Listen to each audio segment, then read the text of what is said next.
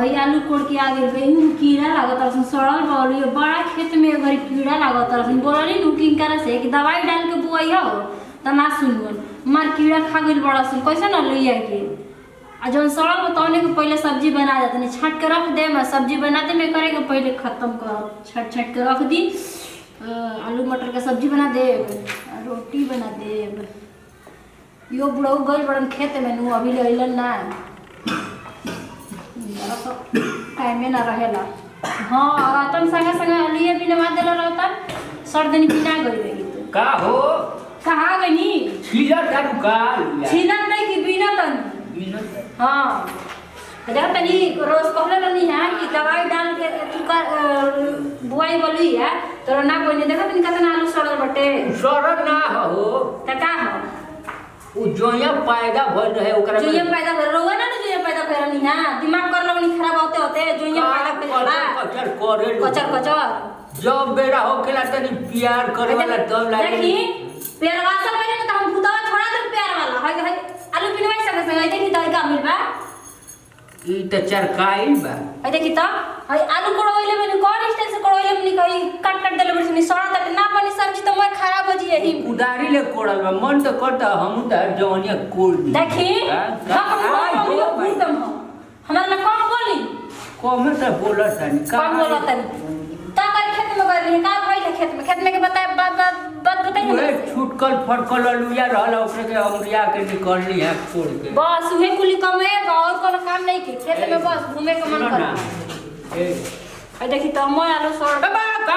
आलू कइले रहता देख रही बात नहीं हमरा से काम बने धक्के आ हो भाई मुआलू का नहीं तो सही में हमरा खीस नहीं की जात रुआ अभी का कर तू का कर लेबू अभी हुर तो मुंह में कहली मुंह बंद हो जी बोलले के है नटई में जाके फंस जाई मुंह में आवाज ना निकल ना बोलो ना तो बोल जाई कहां जाई जहां जाए के जन काम खातिर नहीं तो काम करे जाई तार बहिनी भी है खाली बहिनिया बहिनिया तो मत जी कहत नहीं नु दिलवा लेके पहुंचा देती बहनी आलू बिनवाए के त बैठ के हमरा कपार आलू भी हो त का कर आलू ने बिनत तो तेरा लाज नहीं खेला गो लाज कैसे लाज घरों के काम करो बहरियों के करो बानू घर में के काम करत तनी उजिया दे तनी काम कोई ए सुनो ना ले चलो चल चला आ हो भैया हो चला चला त हाथ मत छटकल छोड़ा दे हम एक दिन ढेर तारा प्यार वासल बड़ा नु तार प्यार के भूत हम छोड़ा दे जानते नहीं का हमारा के कारण नहीं और मरद मिल गेल के हमर कपड़ा बोझा भई रहत दिमाग के दही बना के रखे त मरद के नहीं आवत त प्यार वासले रहत 24 घंटा का बंदी का भइल मत पूछाई ला खेत में कहनी है कि आलू बिनवा द संगे संगे त बिनवैला संगे नतिया प्यार के चक्कर में हमारा पीछे पड़ गई लाटे एकरा सुतला बैठला त फुर्सते नहीं के रहत संगे हां जब देखा तब कपारे बच ए चलो ना हो ए चलो ना हो हां ई कौन आदत है मरद नहीं रह एक दिन रात तक बिछौने में घुसा रहो एगो रहुआ बनी की रो अरे चुप कर रहो ए करे जा तहरावा के करे जा काढ़ ले तनी नती अरे आवो ना काहे ना बोली हो हां दीदी बिया के रख देले मने के दम से ही ऐसे काहे बोलतनी मम्मा ली बरा रहुआ लगे बनी त बरा रहुआ बहुत लागत है हमार देखी त सरब ई बुढ़वा बाहर चल गई तू त हमर कपार के करेजा तनी ठंडा रही अरे आवो ना तो आवा तनी तहरा के ओई जे बतावा तनी आवा तनी त रह जा एबे इनकर के छोड़ा बना एबे मर जुता ना मरी न त हमरो नाम अरे पति के नाम मारल ले जी एगो ई भैया के बानी कि रोज रोज अपना मर्द से झगड़ा करत रही ना एगो हमार मर्द बानी कि विदेश में बानी है यहाँ के बानी कि जरिए हो रही के रोज रोज के कर हट एकदम रोज रोज झगड़ा भइले रहेला हमार मर्द रहतन त एक बार कहतन त 10 बार करते नी एगो बाण की कुछ हमरा बुझबे न करलन जब न तब विदेशे में गई रहेलन फेसबुक पे इतना बढ़िया लड़किन के फोन तो आवेला एगो नंबर मिल जेत न हमरो के हम क्या कर का देव जी का करतन काहो ठीक बारो एकदम ठीक बनी आज बड़ा रंग बनैले बारो का रंग ना बनाई तो हमरा के मत धर भैया देख लियो तो वीडियो कॉल करेला बार बार देख लिया तो पिटबू का हो वो भैया के नु चिंता नहीं खे बैठल बड़ विदेश में हाँ। हमारे के छोड़ के तो उससे ऐसे क्या? मेरा छोड़ के तो विदेश उहे ना में पैसा भेजाओ तड़े उहे भेजाओ त हम मोबाइल के ना पैसा तो पकड़त काहे पड़ पकड़त पैसा का पागल रुका पागल ना होई तार देवर न लगा बहुत देवर लइका सामान होला ई तुका कहला बे। ई अगला जमाना में होतला तो 1970 में होतला ठीक बात तनी दूरी बना के रहो नहीं तो जान ना, तो ना। हमरो करंट बड़ा जल्दी चालू हो जाए करंट चालू हो जाला हाँ, तो तो- अच्छा वाला कि करंट चालू हो मैं त भौजी खातिर बाहर गई भैया नहीं खा क्या करती है हम एगो लड़की के फोटो देखत रही उ बड़ा मस्त लागत रही फेसबुक पे तू कहां से आ गेलू कहां से आ गई हुआ हां मतलब भौजी की को तो नहीं थी नहीं अरे थी तो ना पकड़ा बन देखो पकड़ा मत अरे हमर देवर जी रोगे तो एगो छोट हमर देवर बने अरे पूरा खाली बुका मत खाए ना हो तो दूरी बना के रहा खाए ना मतलब देखा ज्यादा ना बस एक बार बस पैसा न बड़ हो नहीं जात ना भैया से पिटा तो बड़ का हमरा के अब भैया जनियन तब न पीटेगा अब बुढ़ावा जी तो दांत मार के तोड़ देगी भैया जनियन हम तब न कहीं से जा पीटेगा ना तो ये ना तो भैया काम धाम नहीं जनियन। करत हम ना भैया जनियन ना तो पिटाइबा मत हम का बताई चले ना का अरे ना हो सबका मोबाइल जेब में रखे मतलब तू एकदम परकटे हो गए बड़ुआ से बुझा हाँ फर्क हो का मनवा में करत आज कुछ करो ना तनी अरे बाप रे बाप एकदम मर्दे नमन बा। का नमन बा देखा हमरे बहुत डर लगता है कहीं कोनो काहे डर लगता है? भैया जान जी हनु तो बड़ी हमार दिक्कत है ओहो समझी ना का बस बताई एक बार फेसबुक पे सरवा कबे से खोजत है घर ही व्यवस्था बा चलो ना मनाइए ली का हो भाई हाँ जब तू कहो तार बाकी लिंक ना होई चाहिए बा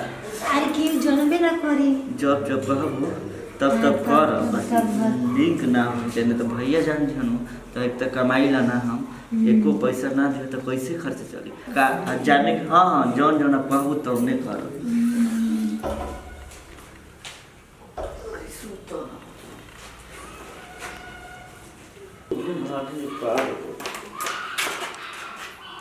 आई हो भैया ये कुल का हो अरे कुछ ना भाभी के आखिया में गाना पड़ा चली बैठिया सुन रहेगा हम देख लेंगे हम जाते नहीं को हल्ला ये कुल कौन क्या कर रहा है जा अरे आखिया में गर्दन भाभी के पड़ मैंने गया इनका ऊपर चढ़ के निकल गया उनसे मैं तो डर रहा अरे चिल्लावे से मारा जूता निकाल के हाय देख खाने की दोनों दिन क्या निकल ऊपर चढ़ के करे ना ना ना कुछ ए भौजी कुछ ना करत नहीं जे काम ये दोनों जगह ऊपर चढ़ के क्या नहीं खाओ जी प्यार में माने इतना डूबा रहलुआ कि तू हमरा के चिन्हत नहीं तू की दीदी है कि भौजी है ना अरे ना दीदी जी ऐसा कोई बात नहीं ना दीदी जी हाँ मैंने कहा जी रुआ ये क्या करता रहनी है कुछ ना नहीं कहते कुछ ना, कुछ ना, कि मैं भौजी रात में रोज झोंके भौजी के ऊपर एक चढ़ के आंख में के कौन ना गर्दन निकाला है हो दादा मने राउर बियाह शादी ना हुई का भौजी ये के पीछे पड़ल बनी कुछ आज तक हमारा संगे नहीं कहले है नया ना हर में बड़ी यही से पीछा पड़ल बनी इनका कमर तो बड़े ना हाँ। विदेश रहत रे हाँ हैं तार मत ऐसा तार कोई बात नहीं हमारा संग फोन करके हम भैया से भी बताए तोहार कर तू अरे बाबा बियाह कोई काइलू मरा छोड़ के बाहर जब से तोहरा मन नहीं लगा इतना हम गलती से देला की जरूरत नहीं है ठीक बा हमारे संग बढ़िया बनात से आओ तेरे से एक बात बतियाई एकरा तनी भी सूट किनवा दे त बढ़िया सूट ले जाके बक्सा तार किनु पैसा? 5000 रुपया दे हां 5000 रुपया कौन बात से 5000 रुपया दे हमरे का हम सुन लेनी अरे भौजाई है त ना दिया हमरे भौजाई हमरे माने आना दिन में भौजी कहां रही है हमरो के 10000 देले रही मोबाइल के दस लिए दे रही है देख ले लो 10000 रुपया देता रही भैया कमा के कहा जाता भैया से ना करू कहां बनी जी हने आई तो देखी है देख ली अपने भाई के करतूत की का करत तू है हित के काहे के बोलावत तारू हित के भाई अच्छा तारू वो ए हम जाते देख ली भैया का खजानी में का करे काम का का भैया को क्या पता हमारे है त का करे पगला ही लगाई हो पता का बाबूजी का बाबू मारो छोटा रे तार पोटे भी गई जाए मगर डरा नो अरे तो ना छोड़े मातु घर के हमर सामने स्टार्ट बल भाई तना से कोई भौजी बिगड़ के पता चल बाहर ना एकदम से ऐसी हो गई है मन बिगड़ा हो गई कहां मारे लो तोरा हम कतना मानीला मानी ल डरा के हम का बाबूजी, ऐसे कुछ माना ना तो पाई पे को बार खरिहाने में बाबूजी छिना ना सुनी ना यहाँ में कोनो गलती नहीं थे हाँ। मेन गलती तो है इनका बता। हाँ बात है। हेकर मोरा हटावा देलू हां काहे ना हटवाई जाना तनी रुआ का भइल और भाई तो बड़न नहीं जा ना और भाई तो बड़न विदेश आ ऊ तो बोलबे छ हाय बियाह करके आइल एकर त भी पेट भरल ना आई हो भाई तो का करो कुआर लइका देख के देवरे जी पटोरा डाला दिया वो मैं तो तू जानो हम का जानी रहू जाई ओ भाई। रहू के जे लसार के ही जे तू बता दे हां क्या बताई दीदी का बताई तू कौन है जे गुल खिलावत रहले है गुल ना खिलात ने को बार कहे कि हाय हाय हाय बुद्धि झूठ बोला तरी एकर मतलब खो अपन माई की गिरिया की तू ऐसा नहीं काम करी अरे ना दीदी जी हमरा अखिया में काछड़ा चल गया ओखे में कचरा चल गेला माने कचरा चल गेले तो ऊपर चढ़ के निकलो उतरलू हां सुनी बुची अभी ररो भैया के लगे बोलन करल जाई जी माफ कर दे मां काहे माफ करी आज के बाद ऐसा होई ना ना करूं दीदी काहे हो रही तो के जिंदगी बर्बाद कर के फिर हम पड़ल बड़ू दहा त बियाह शादी हो गेलू लइका के बियाह शादी नहीं करे ना दीदी जी ऐसा कोई बात नहीं खे